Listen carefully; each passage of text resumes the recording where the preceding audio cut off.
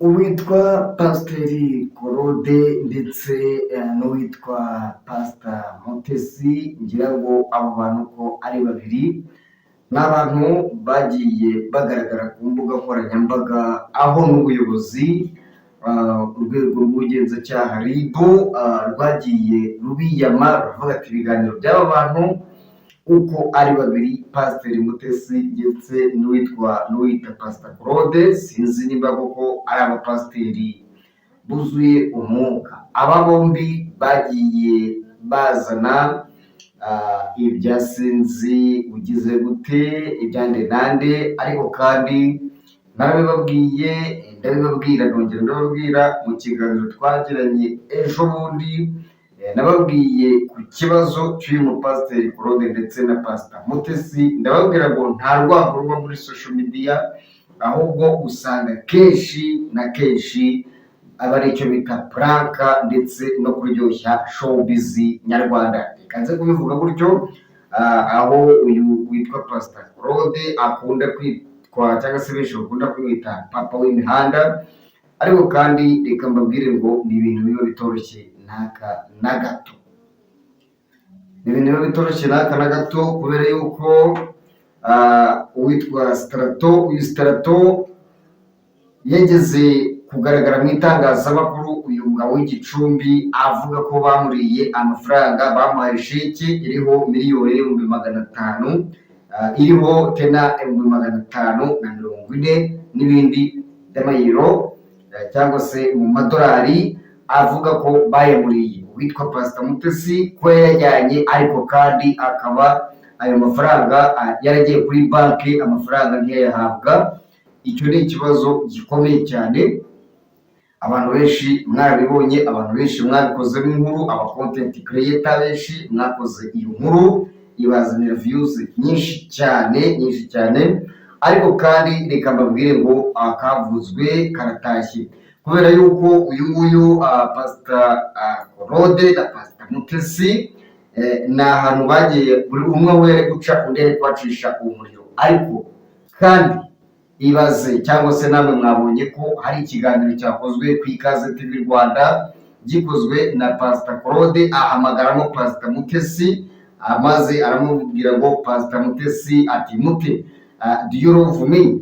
Aramubaza ngo ese urankunda? Undi nawe aramubwira ngo I love you, amuririmbira n'indirimbo. Undi aramubaza ngo ko iyo ndirimbo yiririmbiye kana kuko yavugaga umugabo we, ariko kandi hirya hari uwasekaga cyane wumva ko ibyo twenge byamwishe. Ubu ngubu rero ni Murindwa Ferdinand, umugabo wa Pasiteri Mutesi. Icyo kintu cyagaragaye ku mbuga nkoranyambaga, ayo magambo ndi kuvuga, ibyo mvuga nabikutinze ku Ikaze TV Rwanda ikoreraho witwa Niyonzima Claude cyangwa se Pasiteri Claude. Ahangaha nari nababwiye nti mwitonde, kuko ibi bintu birimo ubusikamu bukomeye, aho Pasita Mutesi yavuze ko hari umunyamakuru umwe ushaka kugira ngo arye amafaranga 200,000 ayarye uwitwa Strato, uriya musaza. Kandi kuko mu kiganiro cyabaye uwitwa Niyonzima Claude yari yahamagaye uwo musaza, amubwira ko yahamagaye ku karere n'ibindi. Uwo musaza hari hagiyeyo abitwa ngo ba Pasiteri Justin n'abandi, niko yavugaga. Ariko kandi uwo musaza ukumva ko adashaka ko bagirana ikiganiro kuri telefone na Pasiteri Claude cyangwa Niyonzima Claude. Bishatse kuvuga ngo hari harimo kwaje tekinike pura systeme. Ayo mafaranga ngira ngo mwarabibonye ko Pasita Mutesi yari yarakoze ikiganiro avuga ko atazigera yaha uwo Strato ko n'umuryango we, kandi ko nabo wabyanze ibyo ngibyo ko bidashoboka.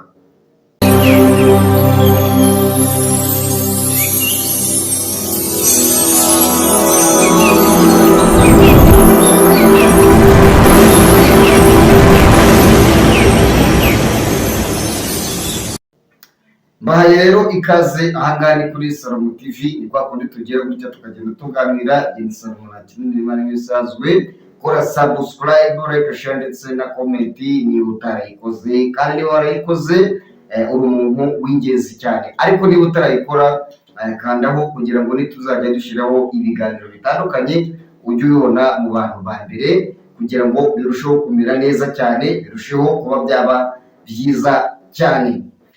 Uyu rero Pastor Claude nk'uko nabibabwiye ni umuntu umwe mu bagabo bagira umunwa munini cyane, uvuga cyane mu by'ukuri, kandi ibyo avuze niba ari kukwandagaza akaba yakwiharika akavuga kubayeho, ariko kandi abara n'inkuru neza cyane. Ibi rero ni muri showbiz, biba biri nta handi wabisanga. Mwese rero muhawe ikaze nk'uko nababwiye, muri ku migabane itandukanye mu gihugu cy'u Rwanda, mu mpande enye z'isi zigiye zitandukanye, muhawe ikaze kuri iyi shene yanyu, shene y'Abanyarwanda. Witwa Bosco Empire, uyu muhungu navuga ngo Pastor Claude yigeze kumwita ikigarasha, ariko yatangiye kugenda akora ibintu bigaragaza ko atangiye kwinjira muri politike yo gusebya igihugu cy'u Rwanda. Jewe neza kuza kuba nabivuga, ndaza kubivuga hari impamvu yuko hari ibintu agenda agaragaza, aho yafashe ifoto y'uwitwa Aimable Karasira.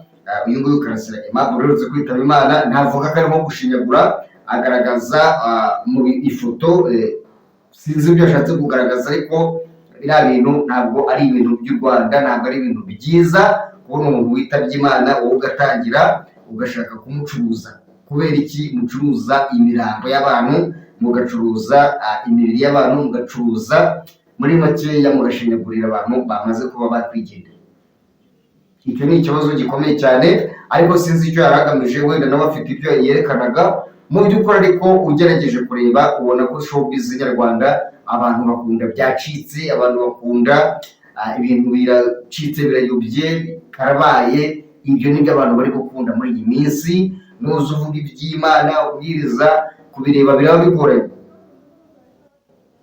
ariko kandi nuza ukaza kuvuga ngo biracitse hariya, baratemanye, bigeze gute na gute, ubwo ngubwo nyine nawe witeguye kubona views. Ariko nuza kuza kuba wakwigira umwana mwiza kuri imihanda, urasanga imihanda iri kunyerera, imihanda iraba inyerera cyane, iraba ifite ubunyerere buruta ubwo mu mvura.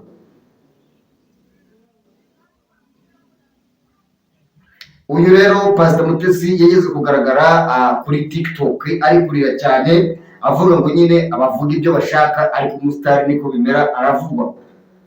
Bivuze ngo ibyo bari barimo bari babizi, ariko mu by'ukuri byaje gutungurana, aho yaje kugaragara ku kiganiro yaje gukora, agikorana na Nepo ku Rugendo TV, ndetse kandi agikorana na Baraka wo kuri Baraka sinzi, ariko hari undi bagikoranye. Rero ubona ko ari ibintu utamenya ngo bimeze gute, iyi showbiz nyarwanda ihagaze ite? Showbiz nyarwanda irimo ibintu byinshi utashobora kuvuga ngo ubirangize, ariko kandi mu by'ukuri ndagira ngo nkubwire ngo nta mikino ihari, views zarabuze. Abashaka views rero bagomba gukora content zifatika kugira ngo views ziboneke.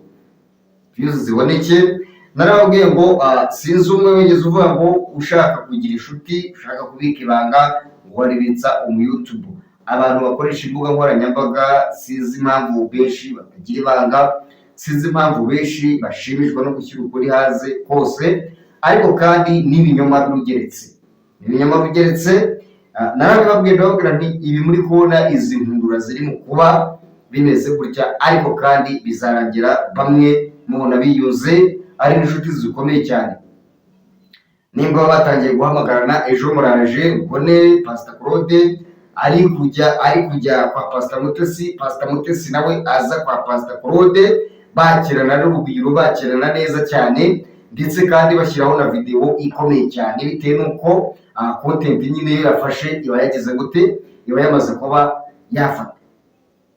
Aho usanga benshi rero content creator kuzamuka bigoranye, kugira ngo umenyekane biragoranye, kubera yuko usanga wowe uri kuza ukora content ushaka kugaragaza ukuri kose, ushaka kugaragaza ibyiza, ariko ugasanga siko social media mu Rwanda yubatse, siko social media nyarwanda yubatse. Social media nyarwanda irimo amatiku akabije.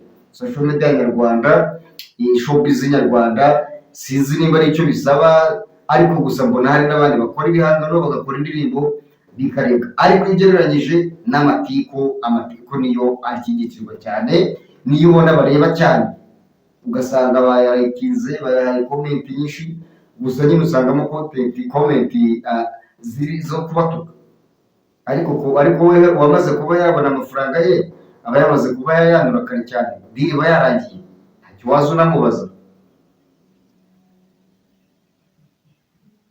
Uyu rero Niyonzima Claude yari umupasiteri, yahoze ari pasiteri afite itorero, hanyuma itorero ryiwe riza guhagarikwa mu ya mbere n'abatwa ba Apotre Yongwe n'abandi batandukanye, byagiye bigaragara ko babaye abapasiteri babisikoro, niza kubivuga gutyo simba ndi kubeshya, ahubwo bamaze kugenda gutyo, uwitwa Apotre Yongwe abonye ko bihagaritswe anafunzwe, yahise ayoboka imbuga nkoranyambaga akora icyo bita The Bible TV.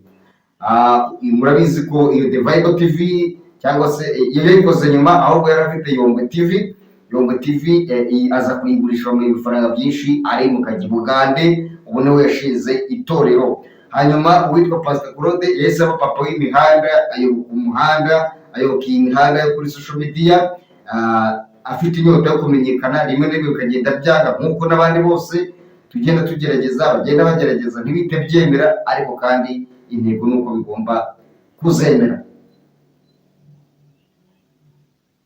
Barangije rero nuko baje imihanda, nuko bayobotse imihanda, mubona baza baravugaga amagambo y'Imana, ariko kandi mu kanwa kabo agahoramo ibitutsi byinshi cyane. Ubona ko uwitwa Pastor Claude akunda gushyiramo ibitutsi kenshi mu biganiro akora, ukavuga ngo ariko se uyu koko yari umukozi w'Imana?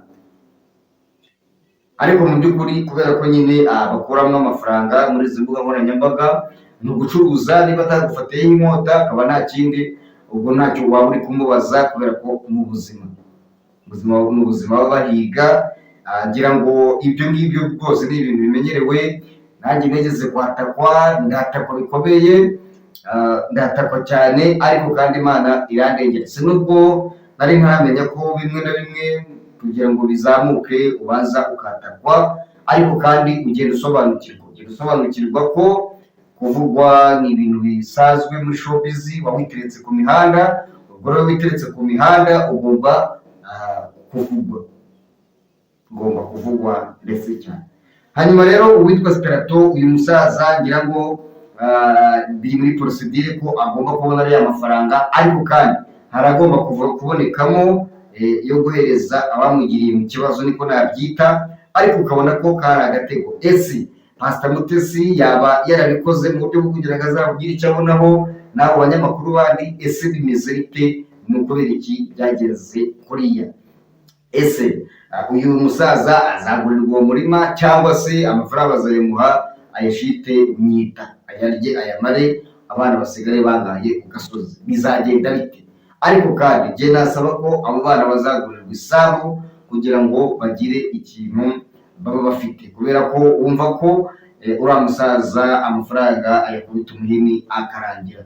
Ariko kandi navuga ngo muri ibi biganiro, muri iyi showbiz, wowe uri gutangira uri umu content creator nyarwanda, zamuka ariko umenye ngo imihanda ihagaze ite, imihanda imeze ite. Numara gusobanukirwa iyi mihanda, uraza kuza kuba wakora content yawe ize kuba yakundwa cyane. Ariko kandi nuza kuza uzanye imikino, ntabwo uri buze kuza kuba wabona views, kubera ko views ntabwo ari mwene wanyu, views si mwene so. Views ntabwo YouTube ntabwo igira umunyangire, nta nubwo igira mu nkundire. YouTube urakora cyane kugira ngo bivemo, iyo udakoze uriyanura ukikomereza, kuko ubwo ntabwo ubishoboye kujya gufata isuka ukajya guhinga, ubwo byakunanira nabyo nyine ukipfira, kuko nta yindi gahunda ihari. Ikigaragara cyo rero ni uko uyu Pastor Mutesi yageze gukora ikiganiro, avuga ko Pastor Claude yageze gupfa bwombo, sinzi ngo bimeze gute, byamubazaga baza kubipfa ku buryo bukomeye cyane. Pastor Claude nawe agakora ibiganiro amusebya, ariko ndabyibuka twari turi kuri Great Hotel, uwitwa Pastor Claude akora ikiganiro yashyiragamo Pastor Mutesi kenshi kumva ko bari inshuti, ariko kandi ukabona ko hari system barimo bubaka. we waba uri aho rero ukagira ngo ni urwango ruri aho ngaho. Showbiz ntabwo igera mu nyangire, wa muntu we, niba ukurikiye showbiz ukaba hari inshuti yawe yo mu YouTube, uramenye utaziteranya nayo, uramenye utaziteranya n'abantu bakoresha imbuga nkoranyambaga uzi ngo ni abanzi bawe n'ubundi buryo. Reka mugire inama yo kwitwararika, umenye ibyo uvuga, umenye uko ugenda. Ejo utisanga kuri iyi mihanda, wenda wowe udashoboye kuvuga, udashoboye guhangana, ugashiduka usanga ibibazo byabaye ibibazo. Njyewe nanjye ubwanjye bigeze kunyita Sebiradiyo, banyita amazina menshi mabi cyane, banyita umurozi, umujura, ariko kandi sinari nzi wagwani uremeze gute. Ariko imihanda nagiye nyimenya, ngenda nyisobanukirwa, ubu ngubu ari byo maze kumenya byinshi. Si ngombwa kuvuga ngo uvuge na kari inkorore, ariko kandi uravuga ukagira ibyo uziga, niko kubaho muri iyi si ukarama. Rero iyi nkuru y'aba bantu ngira ngo uko mubyumvise nuko bihagaze. Uwitwa rero Skyto, tipe yitwa Skyto, nawe yatawe muri yombi arafungwa, ariko kandi Skyto yari umu content creator, yari umu showbiz uzwi, nkuko n'aba Spiriye cyangwa se abo ngabo murabazi benshi bafunze, n'abandi ba content creator cyangwa se abandi bakora showbiz nyarwanda bagiye bafungwa kubw'amakosa yabo, gukora amakosa ndengakamere. Buriya bafungwa bakoze ibyaha ndengakamere. Yego, reka rero mbashimire cyane. Ese uwo Skyto araza kuba yataha, biragenda bite? Turaguma dukurikirane amakuru, ariko kandi babwira ngo ibyacu nakagaruka, reka dutegereze turebe ese ku Pastor Claude cyangwa Niyonzima Claude azajya kwa Pastor Mutesi biyunge ku mugaragaro. Ese Pastor Mutesi nuzaza kwa Pastor Claude, ese bizagenda gute? Ese Skyto araza kuba yasohoka inzu y'imbohe atahe? Ni ibintu rero dutegereje, amakuru agiye atandukanye tugende tubagezaho. Nikaze kuri mwe mwese, wowe ubonye iyi channel bwa mbere, kora subscribe, ukomereze gusharinga izi nkuru, kandi niba usanzwe uyizi ni ibintu byiza cyane, ukaba uryoherwa n'ibiganiro dukora, andika muri comment, nabyo ni ibintu by'ingenzi. Ndabashimiye cyane. Aha ni kuri Salomo, ngeze Salomo nakira Imana ibarinde. Aha ni kuri Salomo TV, turabakunda cyane, ariko Imana ikaturusha.